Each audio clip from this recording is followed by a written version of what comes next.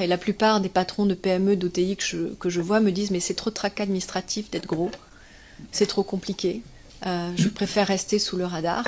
Et donc là, on étouffe nos forces vives par surpoids administratif.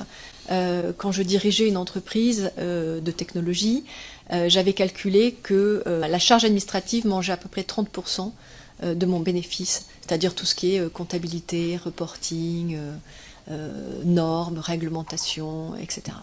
Et donc, on ne peut pas continuer à courir avec ses boulets aux pieds alors que nos voisins et le reste du monde s'organisent de manière très différente. Un navire qui navigue entre deux ports européens est taxé à 100% sur ses émissions.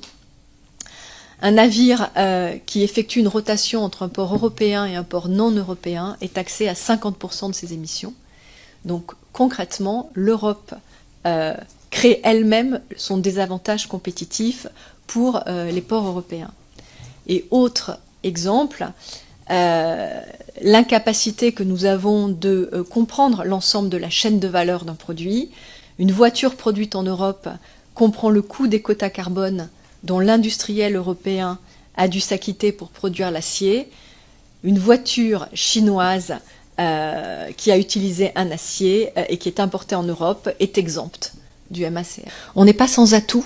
L'Europe aussi est en train de se réveiller dans une logique de finalement il est peut-être temps qu'on se défende, et c'est ce que j'appelais la fin de la naïveté, et donc peut-être de toutes ces menaces un bien peut sortir, et j'ai plutôt envie de dire voilà, croyons en nos forces vives, nos forces nationales, croyons en notre industrie, elle n'est pas morte, elle est juste empêchée, et il ne tient qu'à vous, messieurs les parlementaires, de faire en sorte qu'elle soit libre. Voilà.